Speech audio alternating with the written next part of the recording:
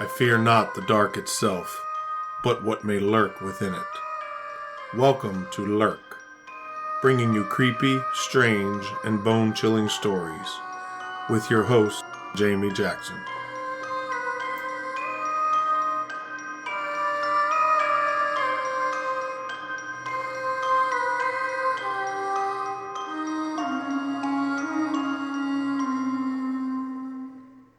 Hey Lurkers, welcome to this week's episode. I have returned from the wilds of New York and a very busy Sasquatch festival. I was able to chat with some of you who stopped by, and that was awesome. So thank you for taking the time to stop by and say hello. I absolutely love meeting Lurkers.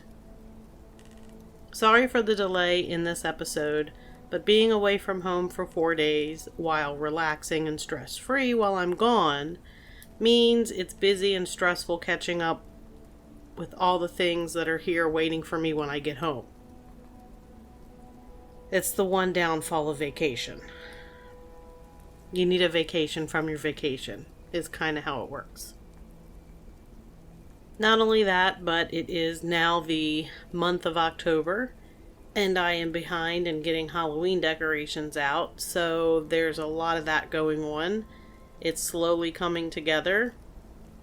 I have like 7 tombstones that I have made drying in the garage currently. Everyone will be happy when they are out of the garage so that they can walk freely through there. So anyway, for this week's episode, we're going to be talking about the ghost of Antietam battlefield, which is located outside of Sharpsburg, Maryland. It's also not far from the South Mountain battlefields that we mentioned in the Haunted Trail, Maryland episode. Antietam is a battle of the American Civil War, and it is considered the deadliest one-day battle in American history. In September of 1862, General Robert E. Lee invaded Maryland. General Lee wanted to shift the focus of the war from the South into the North. He hoped that Confederate victories in the North would lead to the capture of the Union capital, Washington, D.C. It could also help sway political elections and have European countries recognize the Confederate States of America as legitimate. Before the battle at Antietam, there was a Union victory at the Battle of South Mountain, which, as I mentioned, we talked about in episode 111. Then there was a Confederate victory at Harper's Ferry, and Lee decides to make one last stand. Lee selects a strategic position along Antietam Creek that offers an ideal spot for artillery and is crossable only at 3 different bridges. So Lee's men sit and wait for McClellan's Union troops to arrive. On September 17, 1862, McClellan attacks. The battle began at dawn. Repeated Union attacks and Confederate counterattacks went back and forth across Miller's cornfield and the West Woods. Union General Hooker sees thousands of his men felled in the corn rows where, he said, every stalk of corn in the northern and greater part of the field was cut as closely as could have been done with a knife, and the slain lay in rows precisely as they had stood in their ranks a few moments before. Despite the Union's advantage in sheer numbers of men, Lieutenant General Stonewall Jackson's Confederate forces hold their ground near the Dunker Church. Towards the center of the battlefield, Union attacks against an area known as the Sunken Road pierce the Confederate center, and after a bloody struggle for this key defensive position. Unfortunately for the Union, this advantage in the center is not followed up with further advances, and eventually the Union defenders must abandon their position. In the afternoon, the third and final major assault by Major General Ambrose E. Burnside's 9th Corps pushes over a stone bridge at Antietam Creek. Today it's known as Burnside's Bridge. Just as Burnside's forces begin to collapse the Confederate right, Major General A.P. Hill's division charges into battle after a long march from Harper's Ferry, helping to drive back the assault and saving the day for the Army of Northern Virginia. There were more than 22,000 casualties at the Battle of Antietam, almost 3,600 dead and 1,800 missing or captured. During the night, both armies tend their wounded and consolidate their lines. In spite of his diminished ranks, Lee continues to skirmish with McClellan on September 18th, while removing his wounded south of the Potomac River. Late that evening, and on September 19th, after realizing that no further attacks are coming from McClellan, Lee withdraws and slips back across the Potomac into Virginia. McClellan sends Major General Fitz John Porter to mount a cautious pursuit, which is repulsed at the Battle of Shepherdstown. I never knew there was a battle in Shepherdstown, or if I did, I don't remember. While the Battle of Antietam is considered a tactical draw, President Lincoln claims a strategic victory. Lincoln has been waiting for a military success to issue his preliminary Emancipation Proclamation. He takes his opportunity on September 22nd. The proclamation, which vows to free the slaves of all states still in rebellion as of January 1st, 1863, will forever change the course of the war and the nation by marrying the Union cause with an attack on the institution of slavery. Hesitant to support a pro-slavery regime, England and France declined to form an alliance with the Confederate States of America. After McClellan fails to pursue Lee on his retreat south, Lincoln loses faith in his general. Weeks later, he names Burnside commander of the Army of the Potomac. And that concludes our history lesson today. But like I've said, the history of a place often holds the key to a location's haunting. And without a doubt, the Battle of Antietam is behind the hauntings in the area. Also, a quick heads up, I do have at least one EVP for this episode. And it's kind of a strange one, but you'll find out. The morning battle at Antietam shifted direction several times, and it eventually became centered in the middle of Lee's line at a country road which divided the fields of two local farmers. On the day of the battle, it served as a sunken rifle pit for two Confederate brigades. Lee ordered the center of the line to be held at all costs. This task fell to Colonel John B. Gordon, the commander of the 6th Alabama. Gordon allowed the Union troops to approach to within yards of the road before he gave the order to fire. The Union commander fell at once. His men wavered and then retreated, only to charge the Confederate line 5 more times. The Union continued to try and overrun the sunken road, unit after unit falling back under the fire from the Confederate position. Finally, though, the Union troops could fire down upon the Confederates, and now the once seemingly excellent position became nothing more than a death trap. It was described like shooting animals in a pen, and the road was soon to be known as Bloody Lane, because it rapidly filled with bodies 2 and 3 deep. The slaughter at the Bloody Lane became one of the most memorable and tragic events of the battle, and perhaps even the entire war. One of the participants in this part of the battle was the 69th of New York, known as the Irish Brigade. The Irish Brigade was full of characters. Brawling was common, as was heavy drinking. I mean, they're Irish, and I say that with love because I'm only second-generation American on my mom's side. My grandmother came here from Ireland, so it's just kind of a joke. I've lost my place. They brought along their own priest to war, and he conducted Mass for them on the Sabbath and on the eve of battles. The Union troops attacking the road were in serious trouble when they saw the emerald banner of the Irish Brigade appear on the horizon. The Irish announced their arrival with the sounds of drums and volleys of fire as they attacked the Confederate position. They launched their assault, cheering loudly, while their priest, Father Corby, rode among the men offering prayers and absolution.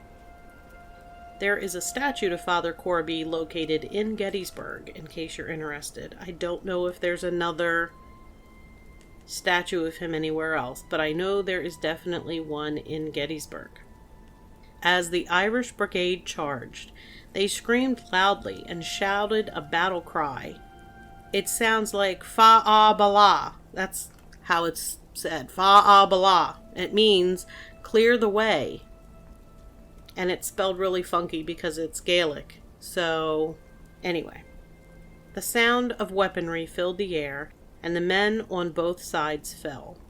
Father Corby, who seemed to be oblivious to the gunfire, dodged across the field and administered last rites to the fallen Irishmen. The Irish Brigade fought fiercely, and they fell in huge numbers.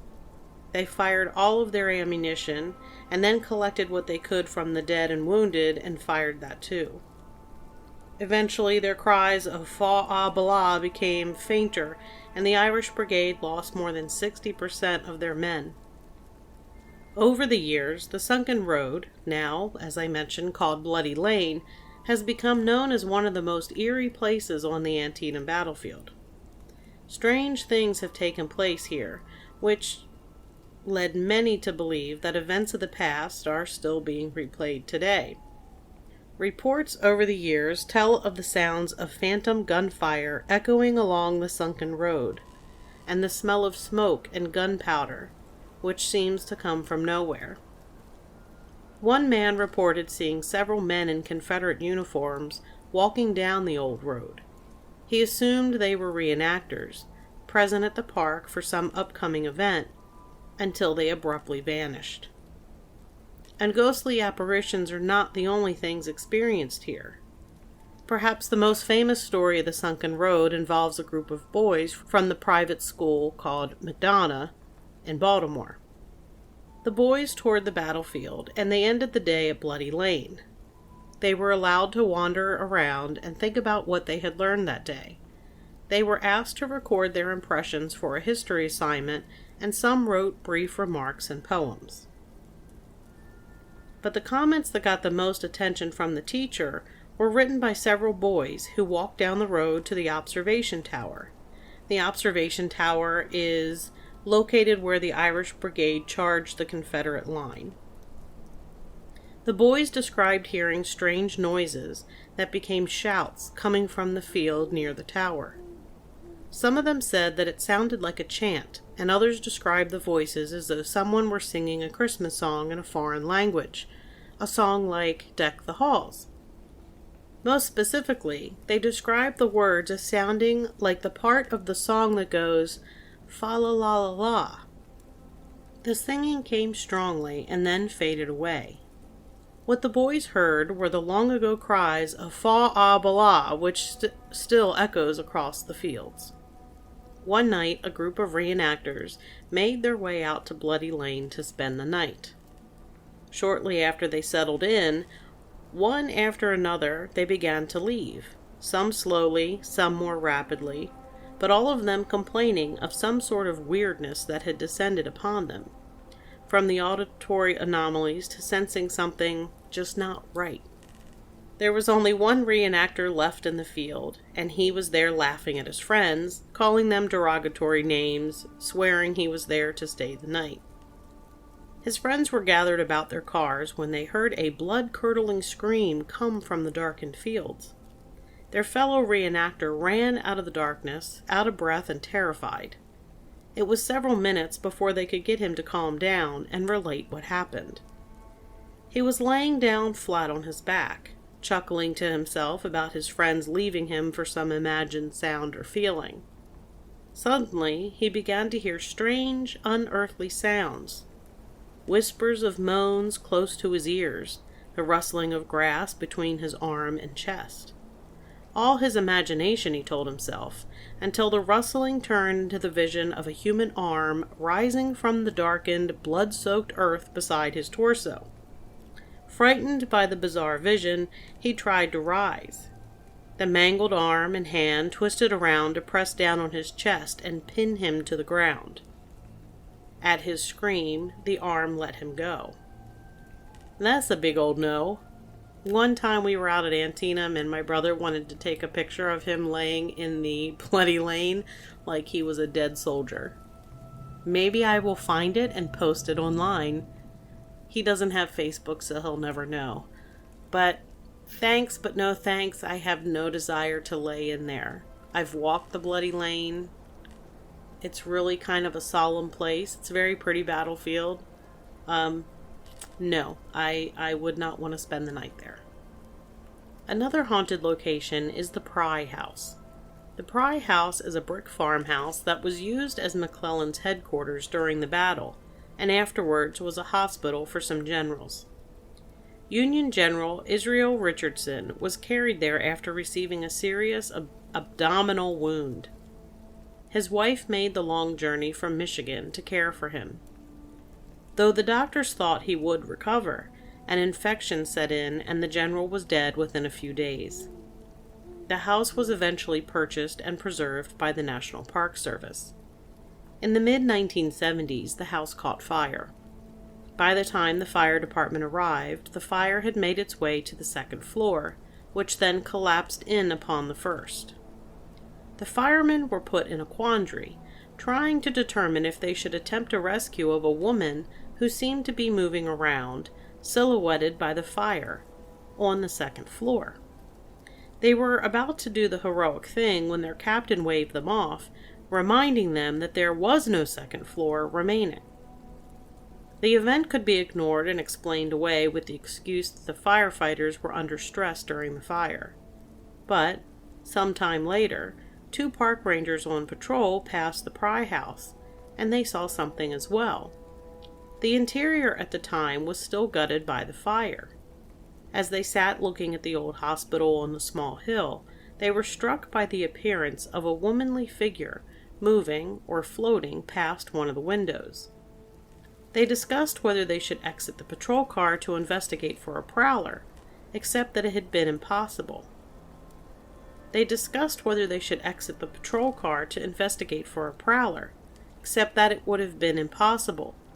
figure moved past a second floor window, an impossibility for a living prowler, since the second floor was still not in existence.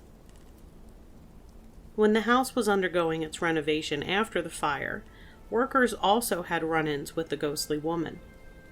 At one point, the Park Service had to hire new contractors to do the work because the previous ones became too scared after seeing the ghost woman, and they refused to return. People have also heard footsteps walking in and around the house. Perhaps it is Mrs. Richardson, still there looking after her husband.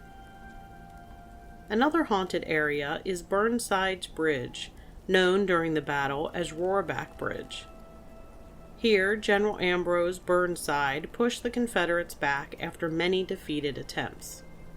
Many soldiers were buried quickly around the bridge in unmarked graves. Visitors have reported seeing balls of blue light moving around, and the sound of drums playing cadence as it fades away. Ghostly forms of soldiers have been seen, and gunfire is heard, along with the smell of burnt gunpowder. The Dunkard Church, another local landmark that figured in the battle, has also had reports of people seeing ghost soldiers haunting it. It's a small country church, and during and after the battle, it was used as a field hospital, and for a time was the scene of a ghastly mass of wounded and dying. Soldiers' limbs were hacked off by the score, without anesthesia, and many men died in agony there. Besides the phantom said to roam its bloodied floorboards, eerie lights have been spied around Dunkard Church at night. And I do have an EVP that was recorded there several years ago that I want to play for you. This actually was one that my cousin and my aunt recorded on one of their trips. And I'm going to play it for you first, and then I'll tell you what we always have thought that it said. So here's that EVP.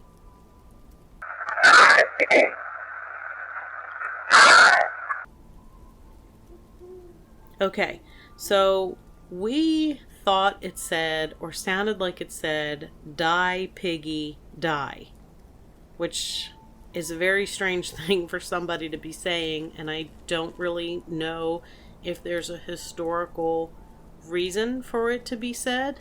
But let me play it for you again.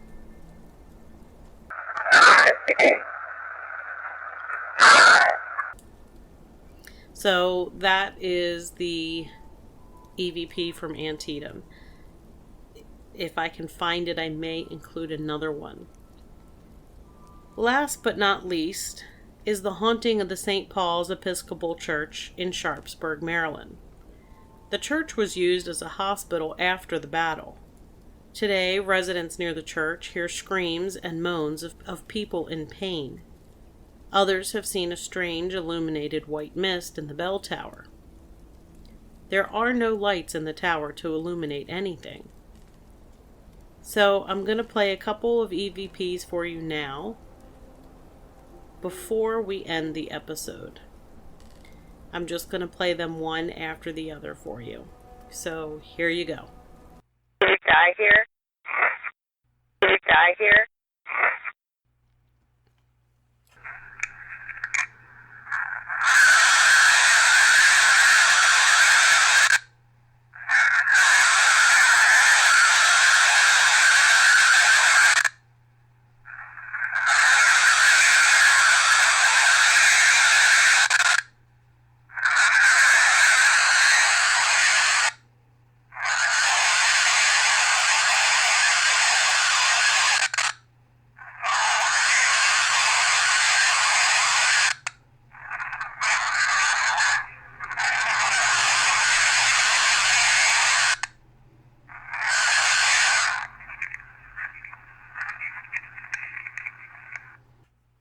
And with that, that's going to do it for this episode. Again, I apologize for this being late, and also it's a little bit shorter than a typical episode. But because I have been traveling and unpacking and attempting to get back into the swing of things, it's quite hectic here at the moment. Remember, you can find Lurk wherever it is that you listen to your other favorite podcasts, or at lurkpodcast.com, where you'll find episodes along with social media links. If you like what you hear, tell a friend, and if you have a minute, please consider giving us a 5-star review. And until next time, keep lurking.